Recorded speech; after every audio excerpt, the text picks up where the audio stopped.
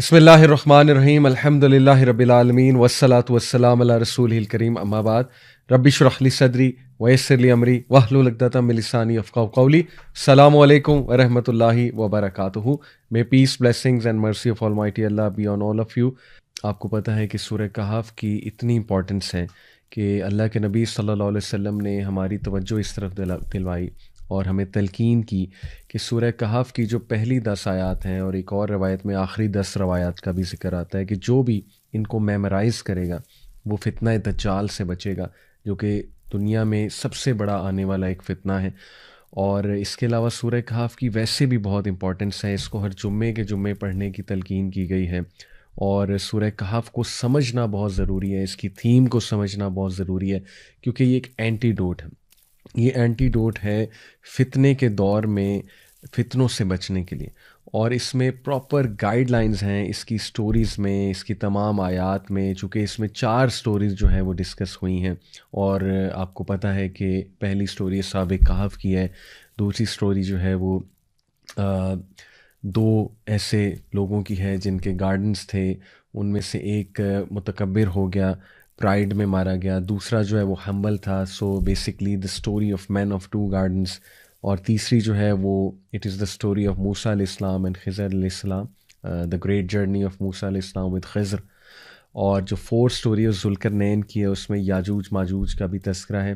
تو بڑی انٹرسٹنگ یہ اسٹوریز ہیں، اور ہر سٹوری میں ایک منفرد لیسن ہمیں ملتا ہے، اور ہر لیسن کا تعلق جو ہے وہ فتنے کے دور میں جو میں سمجھتا ہوں انٹلیکچوئل چیلنجز آئیں گے مسلمانوں کو، سائیکلوجیکل چیلنجز آئیں گے، ایون جو فزیکل چیلنجز آئیں گے، ان سب کو سامنے رکھتے ہوئے الحمدللہ ہمارے لیے گائیڈ لائنز موجود ہیں.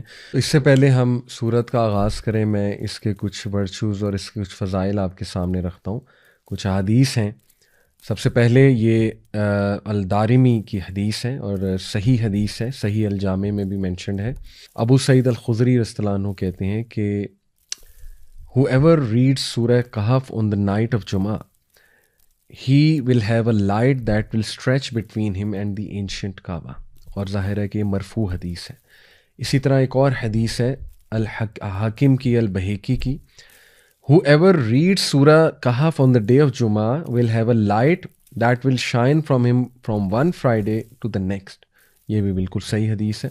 اور تیسری ابن عمر صلی اللہ عنہ سے مروی ہے کہ اللہ کے نبی صلی اللہ علیہ وسلم نے فرمایا، جو کوئی بھی سورہ کہف جمعے کے دن پڑھے گا، a light will shine for him from beneath his feet to the clouds of the sky. وہ روشنی کی مانند اس کے لیے چمکے گی، اور بلکہ ایک روشنی اس کے لیے چمکے گی جو کہ اس کے فیٹ سے لے کے کلاؤڈز آف سکائی تک جائے گی، اور جو قیامت والے دن بھی اس کے لیے شائن کرے گی. which will shine for him on the day of resurrection and he will be forgiven his sins between the 2 Fridays. سبحان اللہ. جو مائنر سنز اس نے کیے ہوئے ہیں ایک فرائیڈے سے دوسرے فرائیڈے تک، وہ اللہ سبحانہ تعالیٰ معاف کر دیں گے. تو یہ بھی صحیح حدیث ہے. اور اس کے علاوہ اس کی امپورٹنس ابو درداء صلی اللہ عنہ سے مروی ہے، صحیح مسلم کی حدیث ہے کہ اللہ کے نبی صلی اللہ علیہ وسلم نے فرمایا، whoever memorizes 10 verses from the beginning of سورہ کہف will be immune to the false messiah. اور ایک اور روایت میں لاسٹ 10 ورسز کا بھی ذکر آتا ہے. اس کا مطلب یہ ہے کہ خصوصاً پہلی 10 آیات اور لاسٹ 10 آیات کو سمجھنا اور میمورائز کرنا یہ بہت ضروری ہے فتنہ دجال کو سمجھنے کے لیے، کیونکہ اس میں کچھ ایسے لیسنز ہیں جو انشاءاللہ ہم ڈسکس کریں گے، جو انسان کو اسٹرینتھ دیں گے اس فتنے کو جاننے میں بھی، پہچاننے میں، آئیڈینٹیفائی کرنے میں. کیونکہ ہر ایک تو آئیڈینٹیفائی فتنہ دجال کو یا دجال کو کر بھی نہیں پائے گا، اور اس کو میمورائز کرنا اور اس کو ریسائٹ کرنا ڈیورنگ دیٹ ٹائم ان آیات کو. اور انفیکٹ دجال اللہ نہ کرے کو فیس کرے، لیکن دجال سامنے آ جائے تو پھر اس کے سامنے بھی ریسائٹ کرنے کا بائی ہارٹ جس کو یاد ہوگی، اس کا جو ہے وہ بڑا فائدہ ہے. فتنہ دجال کے حوالے سے بھی کچھ میں انشاءاللہ ڈسکس کرنا چاہوں گا، آپ کے سامنے روایات رکھنا چاہوں گا تاکہ اس فتنے کو بھی ہم انڈرسٹینڈ کریں. دیکھیں، دجال کے آنے سے پہلے اس کے لیے ایک ایسی دنیا بنائی جائے گی، اس کے جو ظاہر ساتھی ہیں، جو مددگار ہیں، اوبویسلی جو باطل ہے، وہ ایک سٹیج سیٹ کریں گے. دے ول سیٹ اے سٹیج، اور اس سٹیج میں 2 چیزیں بہت ضروری ہیں، کیونکہ دجال، the word Dajjal is derive from the root word dajl, which means extreme deception, دھوکا. تو ایک تو ایسی دنیا قائم ہوگی which is full of fakeness, fake world اور فیک ویلیوز لوگوں کی, اور گاڈلی ورلڈ آرڈر سے نکل کے لوگ ٹوٹلی اپوزٹ ورلڈ آرڈر پہ آ جائیں گے, اور ہر چیز الٹی ہونے لگے گی.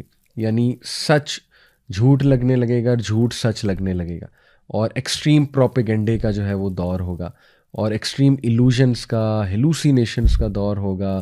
لوگ ببل میں رہ رہے ہوں گے, فیک لائفز گزار رہے ہوں گے لوگ, اور کمپلیٹلی آخرت سے مطلب انکنسرنڈ, اور بس دنیا دنیا دنیا, اور ایکسیسو مٹیریلزم, سکسیس کی ڈیفینیشن چینج ہو چکی ہوگی اس دور میں.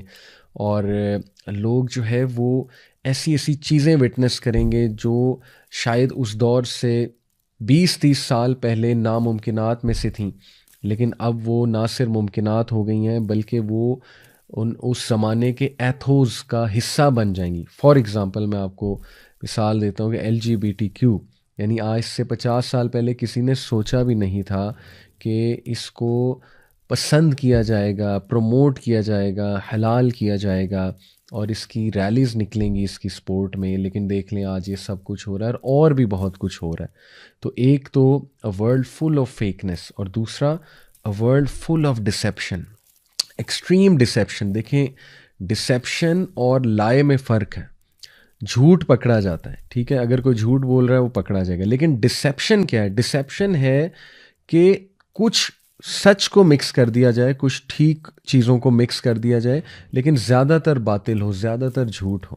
تو دس از ویری ڈینجرس.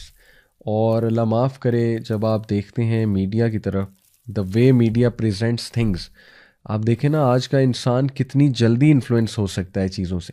یعنی اتنا آسان ہے کسی کو انفلوئنس کرنا آج کے دور میں کہ ایک کلپ لگایا, اس کے پیچھے بڑا زبردست سا میوزک لگایا, ایک ٹیون لگائی, اس کے بعد کچھ اپنی بات کر دی, تو آپ دیکھیں فوراً سے انسان جو ہے اس بات کو مان لیتا ہے اور اس سے انفلوئنس ہو جاتا ہے. تو ثابت یہ ہوا کہ اتنا ہیویلی ڈپینڈنٹ اور ریلائنٹ ہو جائے گا اس دور کا انسان ان چیزوں پہ, مٹیریلسٹک چیزوں پہ, کہ جب دجال آئے گا تو اس کے ہاتھ میں تو جنت دوزخ ہوگی. اللہ کے نبی صلی اللہ علیہ وسلم نے فرمایا ویدر کو کنٹرول کرنے کا اس کے پاس کوئی ٹیکنالوجی یا جو بھی ذریعہ ہوگا, اسی طرح اس کے پاس دلائل ایسے ہوں گے کہ اللہ کے نبی صلی اللہ علیہ وسلم نے فرمایا ایک بہت بڑا پکا مومن اس کے سامنے آئے گا, اور وہ اس کے سامنے دلائل رکھے گا دجال اپنے, تو that person will be convinced. تو یہ اس لیول کا فتنہ ہے کہ اللہ کے نبی صلی اللہ علیہ وسلم نے فرمایا کہ فلی, بھاگ جانا, جب تم دجال کو دیکھو تو بھاگ جانا, اسے فیس نہ کرنا, اس کے فتنے کو بھی فیس نہ کرنا. اور اس سے پناہ مانگنے کے لیے اللہ کے نبی صلی اللہ علیہ وسلم نے یہ دعا سکھائی جو ہر نماز میں پڑھنی چاہیے. اللہم انی اعوذ بک من عذاب جہنم ومن عذاب القبر ومن فتنۃ المحیاء والممات ومن شر فتنۃ المسیح الدجال. یہ دعا آپ کو حسن المسلم ایپ ہے اس میں بھی مل جائے گی, اور ویسے بھی مل جائے گی, دعا فرام پروٹیکشن آف دجال, گوگل پہ آپ سرچ کریں گے. تو یہ ہے اس لیول کا فتنہ ہے کہ اللہ کے نبی نے ہر نماز میں سکھایا صحابہ کو کہ یہ دعا تم کرو ہر نماز میں درود ابراہیمی کے بعد. اور پھر دیکھیے دجال کے دور میں بیڈ اور اب normal will become normal and cool. وہ چیزیں جو اب نارمل تھیں وہ نارمل ہو جائیں گی, لوگوں کی روٹینز ٹوٹلی الٹی ہو جائیں گی, لوگ اتنا بے بس ہو جائیں گے کہ لوگ کو سمجھ ہی نہیں آئے گی کہ یہ جو پورا ایک سوسائٹی یا سویلائزیشن یا اسٹرکچر بن چکا ہے اس میں نیچرل وے آف لائف کے مطابق کیسے زندگی گزاری جائے. اور آج لوگ پریشان ہیں, لوگ کچھ سمجھ نہیں آ رہی کہ اس روٹین کا حصہ رہتے ہوئے, اس ماڈرن ورلڈ اور ماڈرنٹی کا حصہ رہتے ہوئے کس طرح ہم اسلامک ویلیوز کو لے کر چلیں. ٹھیک ہے, یہ ہے سب سے بگر چیلنج, اور اسی کو تو فتنہ کہتے ہیں کہ جب انسان کو سمجھ ہی نہیں آ رہی کہ میں نے کرنا کیا ہے. تو یہ ہمیں ان چیلنجز کے لیے ہمیں جو ہے وہ تیار رہنا چاہیے, مینٹلی اور فزیکلی انشاءاللہ ہمیں تیار رہنا چاہیے. اور ذرا ہم نوٹ کریں تو جتنی احادیث اللہ کے نبی صلی اللہ علیہ وسلم نے ہمیں بتائیں دجال کے حوالے سے, تو اس سے واضح یہ ہوتا ہے اور سمجھ یہ آتی ہے کہ نمبر 1 دجال کی ایک بہت پاورفل آرمی ہوگی اور اس کے ساتھی ہوں گے. ایسٹ سے وہ نمودار ہوگا, خراساں کے علاقے سے. آج کل کچھ لوگ خراساں کو پاکستان سے ریلیٹ کرتے ہیں, وہ کہتے ہیں کہ مدینہ میں کھڑے ہو کے نبی صلی اللہ علیہ وسلم نے 3 بار جو ہے انگلی ایسٹ کی طرف کی تو وہ عریبین سی کی طرف لوگ کچھ استدلال کرتے ہیں کہ وہ عریبین سی ہے یا سندھ کا علاقہ ہے، کیونکہ نبی صلی اللہ علیہ وسلم کے دور کا جو خراساں تھا اس میں سندھ بھی شامل تھا پاکستان کا بارڈرز میں، لیکن اس میں افغانستان کا علاقہ بھی شامل تھا، ایران کا بھی کچھ علاقہ شامل تھا. تو یہ استدلال ناٹ شور کہ ہم حتمی یہ کہہ سکتے ہیں کہ پاکستان سے نکلنا ہے اس نے یا سندھ سے نکلنا ہے، عریبین سی سے نکلنا ہے. ظاہر ہے کچھ لوگ ریلیٹ کرتے ہیں کہ گوادر کے آگے جا کے عریبین سی میں ایک بہت پرانا مندر بھی ہے کالی ماتا کا، اور ہو سکتا ہے وہ جگہ جہاں تمیم الداری گئے تھے. وہ فیمس حدیث آپ لوگوں نے سنی ہے، ایک صحابی جو اس وقت کرسچن تھے، ان کا جہاز 1 مہینے جو سمندر تھا اس میں ظاہر ہے لہروں کی وجہ سے دے گاٹ لاسٹ، 1 مہینے تک وہ لاسٹ رہے. اس کے بعد ایک آئی لینڈ کے پاس جا کے ان کا جہاز لگا، اور پھر وہ بتاتے ہیں کہ ان کی ملاقات ہوئی دجال سے، جساسہ سے، جو کہ ایک جانور نما کریچر تھا. اور دجال کو جب انہوں نے دیکھا، ایکسپلین کیا کہ ایک بہت ہی ہیوی ویٹ لفٹنگ جیسے کرنے والا ایک انسان ہوتا ہے، براڈ شولڈرز، وہ زنجیروں سے جکڑا ہوا تھا. اور وہ کہتے ہیں کہ آج تک میں نے کسی کو اس طرح جکڑے ہوئے نہیں دیکھا، اتنا وہ اسٹرانگلی جکڑا ہوا تھا. کچھ سوالات اس نے کیے ان سے، اور پھر وہ آ کے سارا واقعہ تمیم الداری نے نبی اکرم صلی اللہ علیہ وسلم کو سنایا، اور اللہ کے نبی نے اکنالج کیا کہ ہاں تم نے اسی کو، تمہاری اسی سے ملاقات ہوئی ہے. تو یہ اپنی طرف واقعات بالکل ٹھیک ہیں. اس پہ بھی ایک ڈسکشن اسکالرز میں موجود ہے کہ وہ آئی لینڈ ایگزیکٹلی ہے کہاں. کچھ اسکالرز کہتے ہیں کہ وہ، یہ میں آپ کو بس ویوز بتا رہا ہوں، مختلف لوگوں کی آراء آپ کے سامنے رکھ رہا ہوں، لیکن ایٹ دی اینڈ یہ بات یاد رکھیں کہ اللہ تعالیٰ نوز بیسٹ کہ کیا معاملہ ہے. اور اس انفارمیشن سے زیادہ جو امپورٹنٹ انفارمیشن ہے وہ یہ ہے کہ اس سے بچنا کیسے ہے. اس میں اتنی کھوج نہیں لگانی چاہیے کہ وہ ایگزیکٹلی ہے کہاں، کیونکہ اس کا کوئی فائدہ نہیں ہے، بلکہ فائدہ اس بات کا ہے کہ ایکچولی اس کے فتنے سے بچنا کیسے. تو دیکھیں ایک اسکالرس کے درمیان ڈسکشن موجود ہے.